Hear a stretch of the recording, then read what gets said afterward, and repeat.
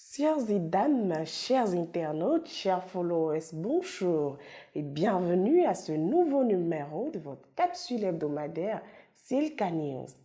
Alors, en réponse à vos diverses préoccupations que vous nous avez fait parvenir, nous parlerons en ce jour d'un sujet qui défraie la chronique. Il s'agit bel et bien du bail à usage d'habitation. Ce bail qui est de nos jours à la base de plusieurs malentendus entre nombre de bailleurs et locataires. Pour ce faire, je reçois pour vous deux spécialistes du contentieux et des voies d'exécution qui éclaireront notre lanterne sur ce sujet. À tout de suite.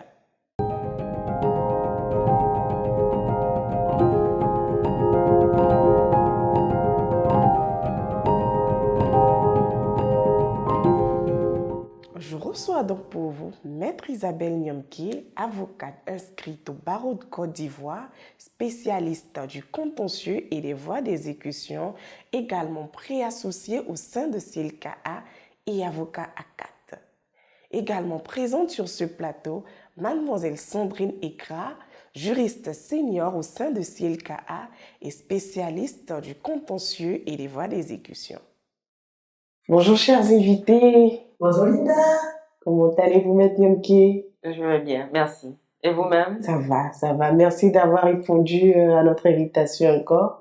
Merci surtout d'avoir accepté, malgré votre agenda chargé, d'éclairer à nouveau la lanterne de nos chers internautes. Alors, Maître Nyomké, la première question de nos followers s'adresse à vous. Alors, nous savons tous que quand on parle de contrat de bail, c'est ce contrat qui lie tout bailleur à son locataire. Alors, la question est de savoir, est-ce que ce bail doit être forcément écrit pour être valable? Merci Linda pour ta question. C'est une question pertinente parce qu'elle fait objet des débats, mais je pense que la nouvelle loi a tranché la question. En effet, depuis 2019, la loi 2019-576 du 26 juin 2019 portant Code de la construction et de l'habitat a tranché la question. Le contrat de bail à usage d'habitation doit être obligatoirement écrit. Donc, le contrat de bail verbal n'a plus de valeur. Voilà. Tous les contrats liant les bailleurs aux locataires, pour être valables, doivent être passés par écrit. Donc, l'écrit est devenu obligatoire pour valider les contrats de bail qui lient les locataires. Bien noté, Maître Nyomké. Alors, Mademoiselle Ekra, il y a une question qui taraude l'esprit de la plupart de nos internautes. C'est celle du nombre de mois de caution et d'avance demandé lors de la conclusion d'un contrat de bail. Que prévoit exactement la loi? Parce que on a l'impression que chaque bailleur se lève et fixe son nombre de mois de caution ou de loyer d'avance.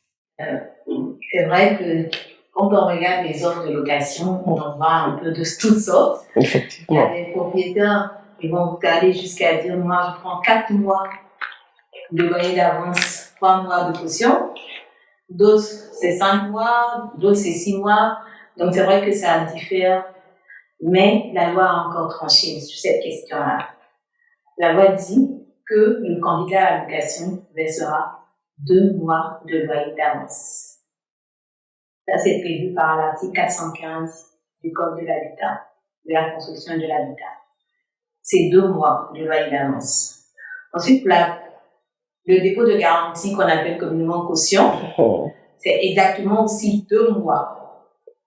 Donc, c'est prévu par les tests. Au total, vous avez 2 mois de caution. Abusement dit 2 mois de caution, mais c'est 2 mois de dépôt de garantie et 2 mois de loyer d'avance. Pas plus.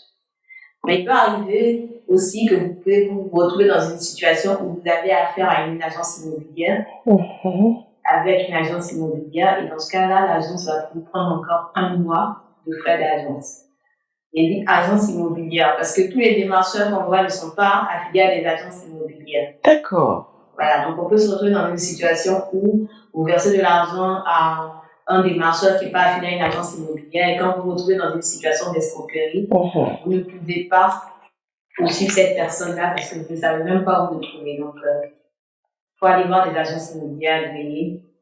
Si vous trouvez un logement, vous le serez un mois de frais d'avance. D'accord, bien noté. Alors, Maître Mki, j'aimerais revenir un peu sur ce que Mademoiselle Kra vient de dire. Alors, elle précisait que la loi nous dit que c'est 2 mois de caution et 2 mois d'avance. Mais on entend des propriétaires nous dire, hein, dans l'adage, que ce n'est pas l'État qui a construit ma maison. Voilà. Alors, dans ce cas-là, je suppose qu'il est en train de violer la loi. Et que prévoit donc la législation ivoirienne en cas de violation de cette loi-là? Merci Linda pour ta question. Je pense que nous sommes dans une société et pour la bonne, on dira pour que la société fonctionne bien, il faut établir des lois. Nous ne sommes plus dans la jungle et c'est pourquoi tout est légiféré pour que chacun s'accorde sur ce qu'il y a lieu de faire. Voilà, nous désignons à l'Assemblée nationale des représentants des populations. Donc, elles représentent les populations et elles portent la voix des populations. C'est pourquoi cette autorité qui légifère prend des lois, des dispositions, des textes pour régir la vie en société. Donc, le code, la loi portant au code de la construction et de l'habitat régit les relations entre les locataires et les propriétaires. Et chacun d'entre nous, en fonction de sa qualité, doit se conformer aux dispositions légales. Voilà, ce n'est pas l'État, mais la terre appartient à l'État. Nous sommes dans une société, nous sommes dans un État. Et quand l'État est organisé, toutes les relations qui régissent les individus doivent être organisées. Voilà, donc dans le passé, on a été confronté à cette situation de la flambée des offres et des demandes qui laissaient une porte ouverte à des abus. C'est-à-dire que chacun fixait le mois de dépôt de garantie selon son bon vouloir. Voilà, donc l'État a mis un terme à cette anarchie-là en définissant le nombre de mois de loyer d'avance et le nombre de mois de dépôt de la garantie, qui est fixé désormais à 2 mois. Voilà. Donc, tout bailleur qui reçoit un dépôt de garantie supérieur à 2 mois doit faire la déclaration aux impôts. Voilà. Si cette déclaration n'est pas faite, il est susceptible de poursuites. Voilà. Il risque de payer des dédommagements eu égard à cette non-déclaration des mois supérieurs, qui n'est pas conforme à la législation. Voilà. Donc, s'il perçoit plus de 2 mois de garantie, il doit faire la déclaration aux impôts. Cher bailleur, à bon entendeur, salut.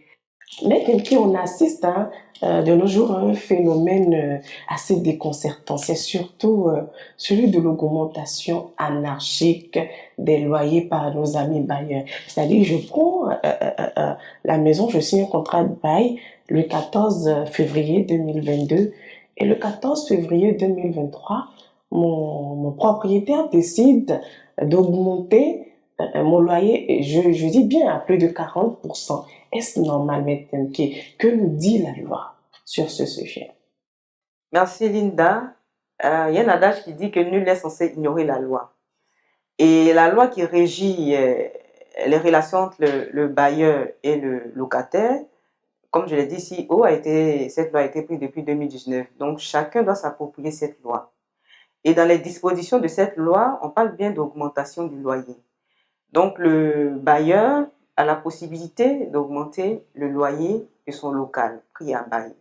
Cependant, cette augmentation ne peut intervenir, c'est-à-dire que l'augmentation ne peut intervenir qu'à compter de la 3e année de la signature du contrat de bail ou à compter de la 3e année de son renouvellement.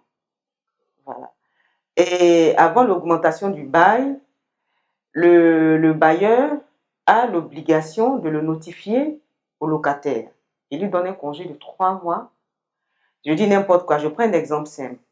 Vous êtes dans un local, vous avez conclu un contrat de bail en janvier 2020.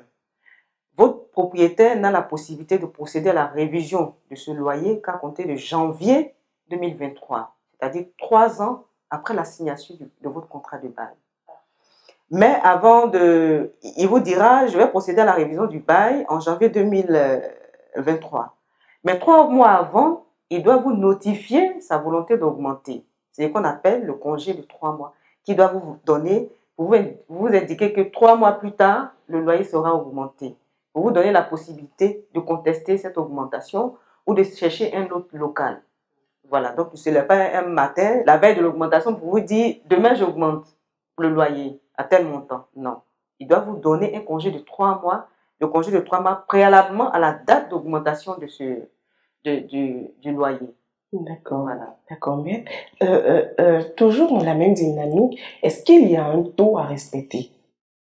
Bon, la loi n'a pas prévu de taux, mais de manière jurisprudentielle, c'est-à-dire que ce qu'on constate devant, quand les décisions sont rendues, c'est-à-dire que le taux varie de 10 à 20-25%. Voilà. Et donc, un bailleur qui décide d'augmenter de plus de 25%, normalement, on suppose que c'est un abus. Oui, on ne dira pas un abus puisque la loi n'a pas déterminé le quantum, mais je pense que c'est dans la proportion raisonnable de 10 à 25%. Parlons de révision du loyer, c'est vrai qu'on parle d'augmentation, mais on peut parler aussi de diminution du loyer. Donc, il appartient aussi aux locataires de solliciter aussi la réduction du loyer dans ce même délai de 3 ans. Voilà, c'est-à-dire que c'est la révision du loyer. Donc, la révision peut être à la baisse comme à la hausse. Et généralement, le locataire peut-être sera enclin à demander la réduction du loyer. Voilà, donc c'est dans ce même délai de 3 ans qu'il peut solliciter la réduction du loyer. Voilà, en donnant également congé. Voilà, c'est le parallélisme des formes. En donnant également congé au bailleur pour lui dire, monsieur le bailleur, je sollicite la réduction du loyer à tel montant. Donc 3 mois avant, voilà, il peut donner congé pour demander et solliciter la réduction du loyer. Merci, Maître Kemke, pour ces précisions. Alors, mademoiselle Ikra, quelles sont les réparations d'une maison qui devait être à la charge du bailleur ou du locataire? D'accord. Contrairement à ce qu'on pense, le bailleur a plus d'obligations que le locataire. Ouais. Et donc, concernant les réparations, on va dire, en général, ce qu'on appelle les grosses réparations sont à la charge du bailleur. Vous êtes dans un local à usage d'habitation. Le mur de la clôture tombe, c'est le bailleur qui va réparer. La peinture de la façade de la maison, la façade de l'extérieur, c'est à la charge du bailleur. Les fosses septiques, c'est à la charge du bailleur. La toiture coule, c'est à la charge du bailleur. Par contre, dès à l'intérieur de la maison, vous avez une serrure qui est cassée, ça, c'est les menus réparations, c'est à la charge du locataire. Vous avez peut-être un robinet qui est défectueux, c'est à la charge du locataire. Vous changez les ampoules, c'est à la charge du locataire. On veut dire en somme que les grosses réparations, c'est le bailleur, et les petites réparations d'entretien pour vous permettre vous-même d'être dans de bonnes conditions, c'est à la charge du locataire. Vous n'allez pas appeler votre bailleur pour lui demander de venir réparer le robinet donc il ouvre la douche. Ça, c'est à votre charge. D'accord. Voilà. D'accord. En gros, ce qu'on peut dire, et bon, en général, c'est ce qui se passe souvent. Il y a plusieurs conflits. Parce que vous vous retrouvez dans une situation où le locataire et le bailleur vont se rejeter la faute mutuellement. Vous allez voir que vous allez demander à votre bailleur de venir réparer un toit, il va vous dire non, c'est pas à ma charge. Mais... Non, la loi est claire là-dessus. Tout ce qui est gros œuvre, c'est le bailleur. Tout ce qui est petit entretien de la maison, c'est le locataire. D'accord, d'accord. Alors, ensuite de ce développement, dites-nous donc, mademoiselle Ikra, le locataire peut-il réaliser tous travaux d'aménagement dans la maison durant la période du contrat? Durant la période du contrat, il faut savoir que lorsque vous voulez faire des travaux, il faut avertir le bailleur. Vous ne pouvez pas vous permettre de faire des travaux sans l'accord du bailleur. Vous lui écrivez. Laissez toujours trace écrite. C'est très important parce qu'on a l'impression que souvent je suis allée le voir, j'en ai discuté avec lui, je lui ai dit que je voulais faire, je voulais changer un peu, mettre des contreplaqués dans la maison pour pouvoir faire une seconde chambre, ou bien je voulais aménager la cale incrustée. Je suis allée voir mon bailleur, il a accepté. C'était oralement. Il faut lui laisser une trace écrite. Vous voulez faire des travaux d'aménagement dans la maison du bailleur, vous lui écrivez. Vous requérez son accord écrit. C'est important. Parce qu'après, au moment où vous faites les travaux, vous ne voyez pas l'importance de l'écrit.